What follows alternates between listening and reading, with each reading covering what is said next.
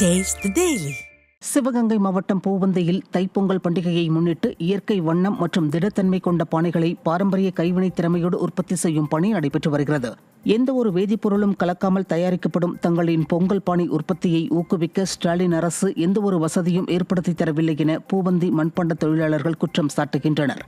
இதனால் மழையால் தொழில் பாதிக்காமல் இருக்கவும் மின்கட்டண உயர்வு நஷ்டத்தை சரி செய்வதற்கும் ஸ்டாலின் அரசு உதவ வேண்டுமென மண்பாண்ட தொழிலாளர்கள் கோரிக்கை விடுத்துள்ளனர். இந்த எங்க தொழிலுக்கு காய்ச்சி பேர்ல மழை தண்ணி நேரத்துல சில இதுக்கு வேலை ஆக்க முடியுது இல்லையில, அதுக்கு 5000 கொடுக்குறாங்க. இந்த பூவந்தியில யாருக்குமே இல்லை, கொடுக்கல. மானாமரம் தான் கிட்ட இருந்து ஆரப்பளையா இதெல்லாமே கொடுக்குறாங்க. எங்களுக்கு இல்லை, ஒரு மிஷினும் கொடுக்கல, மோட்டரும் கொடுக்கல, மண்ணை அரைக்கிற மிஷினும் இல்லை. அதே அந்த மீட்டர் இருக்கேன் கரண்ட் சம்பந்தமா. ஆமா, மோட்டர் கரண்ட்னு போட்டுக்கிட்டாங்க. எவ்வளவு வருதுமா? அது மாதம் 1500 ரூபாய்க்கு மேலே வருது. விழுப்புரம் மாவட்ட வருவாய்த்துறையில் பணிமாறுதல் தொடர்பாக பல்வேறு முறைகேடுகள் நடப்பதாக கூறி அலுவலர்கள் முற்றுகை போராட்டத்தில் ஈடுபட்டனர்.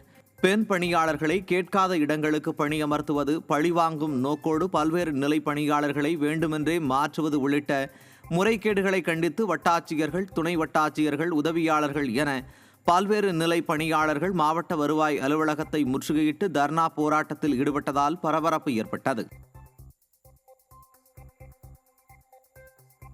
திருவண்ணாமலை மாவட்டம் வந்தவாசி அருகே முன்விரோதம் காரணமாக இரு தரப்பினர் மோதிக்கொண்ட சம்பவம் அப்பகுதியில் பரபரப்பை ஏற்படுத்தியது.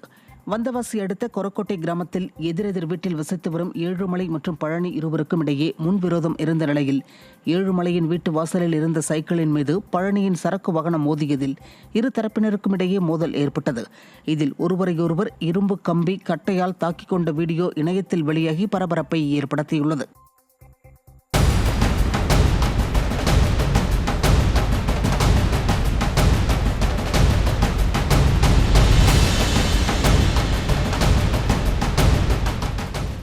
கன்னியாகுமரி மாவட்டம் மீனாட்சிபுரத்தில் உள்ள ஃபேஷன் ஜுவல்லரி கடைகளில் 50,000 ரூபாய் மதிப்பிலான வெள்ளி நகைகள் மற்றும் தங்க முலாம் பூசிய நகைகள் கொள்ளையடிக்கப்பட்டன.